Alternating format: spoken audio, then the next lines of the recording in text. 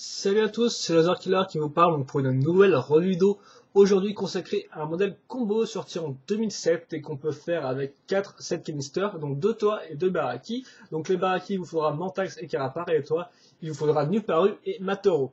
Et donc c'est un Rai qui nous fait honneur aujourd'hui, qui s'appelle le Manutri, voilà.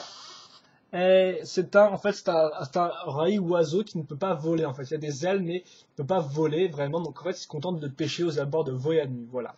Je reviendrai un peu sur la storyline par la suite. Donc attendez, j'ai l'impression que ma caméra est un peu de côté là, un peu de côté, avant que ce soit lui qui soit de côté. Ouais, comme ça, ouais bon. On va laisser ça comme ça et puis je vais vous faire un petit turnaround. Et après, vous expliquer comment le modèle fonctionne, comment il est fait. Pour les instructions, c'est sur bionic.com, enfin pas bionic.com que ça se passe, c'est sur Biosector. Vous tapez Manutri et puis vous êtes dans la galerie External Link. Et là vous trouverez, enfin dans la rubrique External Link, et là vous trouverez les instructions, donc l'instruction pour construire le Manutri, donc qui est sur une page du Lego Club Magazine. Donc ça c'est un peu énervant parce que des fois les couleurs sont assez sombres. Enfin là encore les couleurs étaient assez ok. Mais en fait je crois qu'il y avait un problème à un moment, c'était en fait voilà, c'est un problème qui revient dans pas mal d'instructions de type combo. C'est que des fois il vous indique un mauvais emplacement pour mettre les barres. Par exemple vous voyez vous avez une barre ronde. Et il faudra la mettre dans un des 4 trous d'une base Inika, vous voyez, donc vous avez 4 possibilités. Donc sur l'étape, par exemple 13, ils vous disent de le mettre sur le trou le plus bas, donc vous mettez ça comme ça.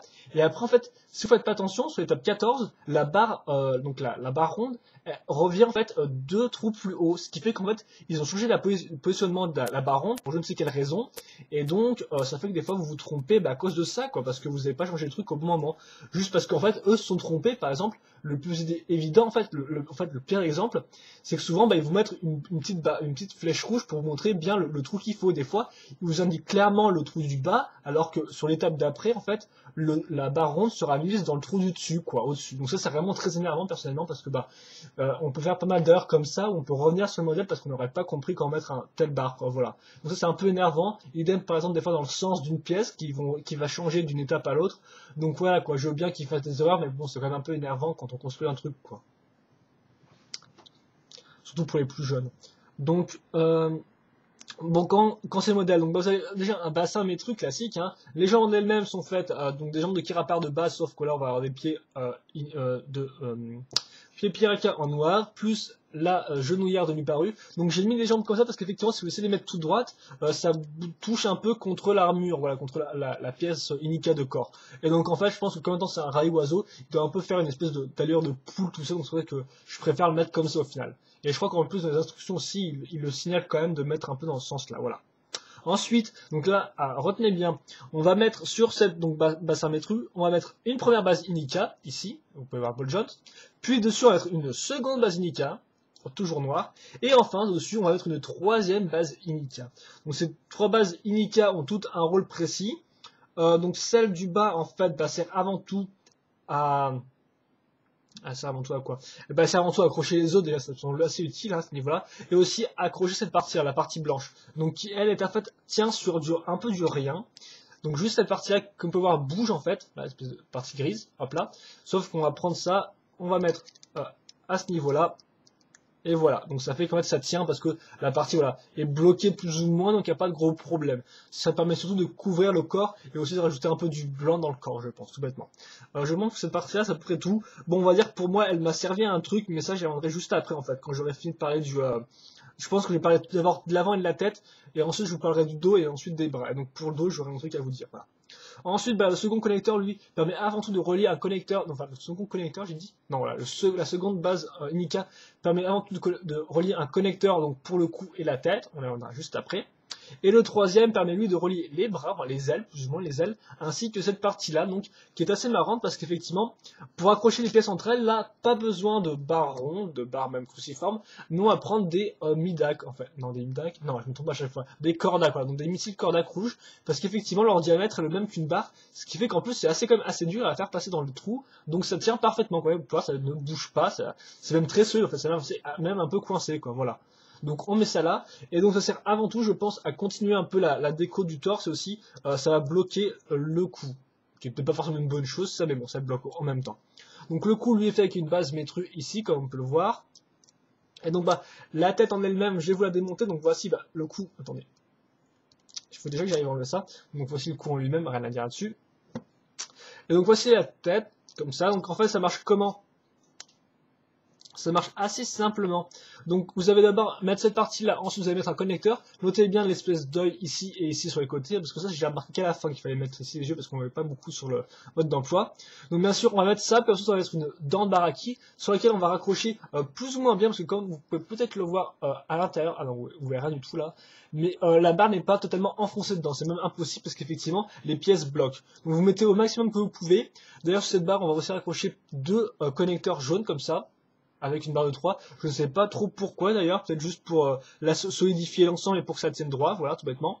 Second connecteur ensuite pour accrocher le tout, et enfin, on met une espèce de carapace au-dessus, donc une armure de Mantax, avec les deux petits tentacules que Mantax avait. Donc là aussi, c'est pas super précis dans quel trou faut le mettre, mais si j'essaie de le mettre dans celui du milieu, ici, vous pouvez voir, ça bloque rapidement. Donc bon, bah, même si par exemple, là, des fois, on voit que ça ne s'est pas enfoncé au maximum, je pense néanmoins qu'il faut le mettre là quand c'est un peu en loose. Donc bah, si je me trompe, désolé, hein, mais je pense que c'est comme ça, voilà.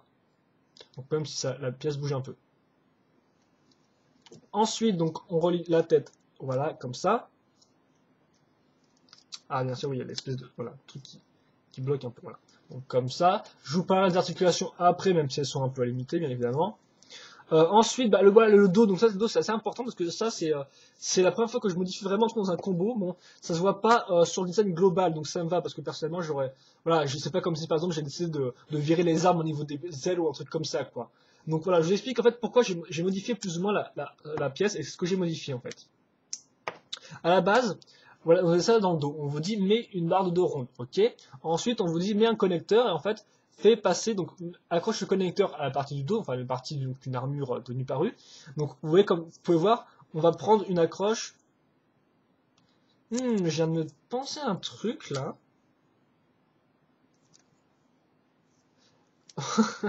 Ok, d'accord. Alors, en fait, je viens peut-être de me rendre compte que je me suis trompé sur un truc. Alors, je sais pas du tout, en fait, parce que j'ai peu sur l'instruction. Donc, c'est pour ça que j'ai changé, en fait. Donc, à la base, voilà comment j'ai compris l'instruction telle quelle. Donc, on a une barre ronde, on a ça, et on nous dit, mets la pièce comme ça. Voilà, tout bêtement. Problème, la pièce tombe forcément.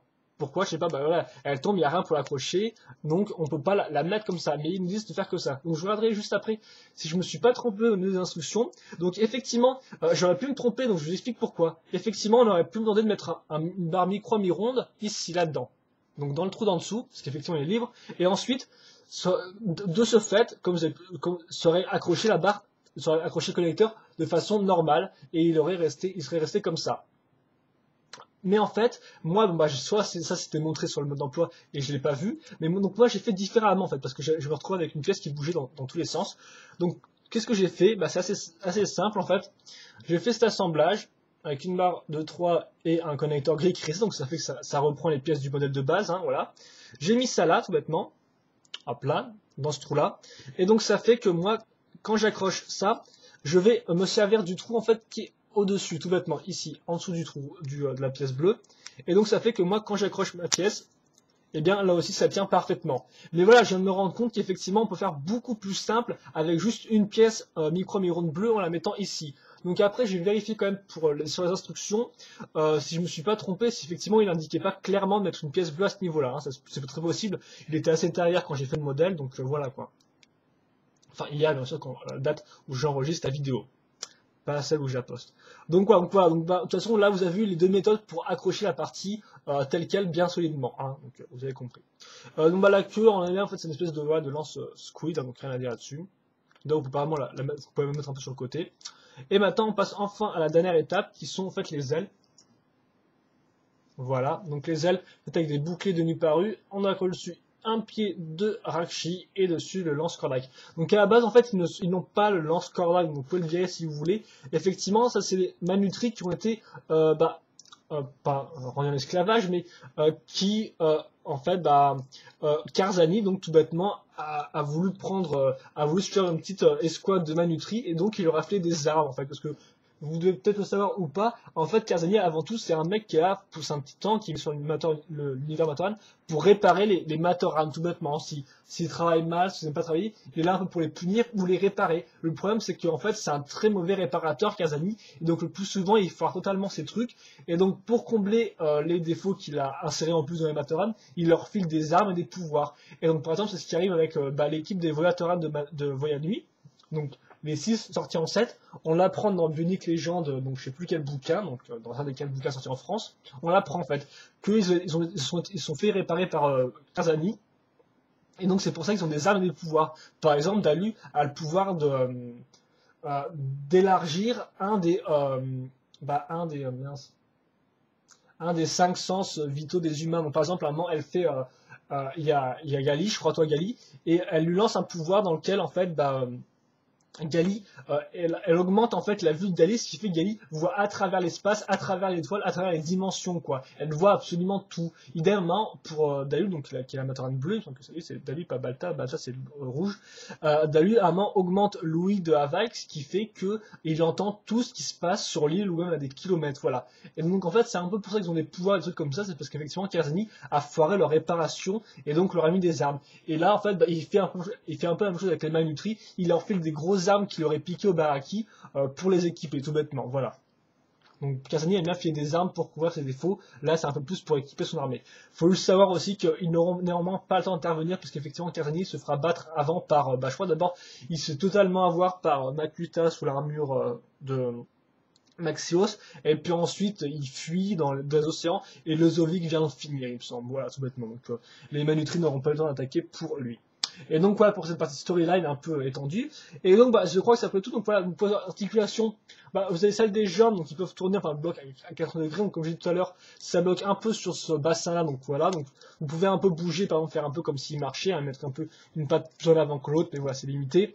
Et là vous avez deux ball jump, donc pour faire mettre les ailes comme ça, bien sûr. Effectivement, les parties ici sont un peu lourdes, donc voilà, c'est pas super utile. Il y a aussi deux ball jump pour bouger les armes dans le sens que vous voulez. Et là, deux systèmes d'articulation au niveau de la queue, mais qui est quand même limité vu qu'elle touche bien le cou. Le cou d'ailleurs, voilà, la tête vous pouvez la tourner comme ça, mais surtout grâce à une barre qui tourne et un peu la lever, voilà. Mais pas non plus trop la baisser. Et c'est tout, je crois. Donc bon, le Manutri. Alors qu'est-ce que j'en pense? Moi j'ai bien aimé personnellement. Je le trouve assez original avec une base plutôt sympathique, avec la base donc composée de 3 bases Inika, voilà. Donc j'ai bien apprécié le monter. Il n'y a pas eu de gros défauts niveau construction, voilà, par peut-être le truc du dos comme je l'ai dit, mais c'est peut-être moi qui ai foiré. Il est tout à fait probable que j'ai foiré. Et donc voilà.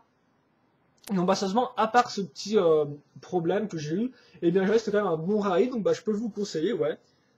En plus, il est quand même d'une bonne taille, il est assez original, voilà, et au pire, si vous n'aimez pas les deux grosses armes, ou la truc tout seul à l'arrière, si vous n'aimez pas les armes, vous pouvez toujours les virer pour le mettre juste avec ses ailes, voilà, tout bêtement. Donc voilà, c'était ma review, je pense, sur le Malnutri, c'est fini. Donc c'était un rail volant, mais qui ne peut pas servir des ailes, en fait, hein, il ne peut pas voler. Juste qu'il y a des petites ailes, tout bêtement. Donc voilà, donc moi j'aime pas mal, bon, il est pas non plus exceptionnel, tout ça, voilà, mais néanmoins, à la base, elle mérite d'être intéressante. Et la queue de tomber toute seule aussi, encore une fois de plus, hein, c'est incroyable ça. Tu vas te mettre comme ça, toi, je pense. Voilà, donc il a le mérite d'être original, d'être plutôt bien fait. Donc voilà, moi je vous le conseille. Bon, c'est pas non plus un combo extraordinaire, mais voilà, il est pas trop mal. Voilà, c'est un bon petit rail. Allez, moi je vous dis à la prochaine pour l'autre review. Salut!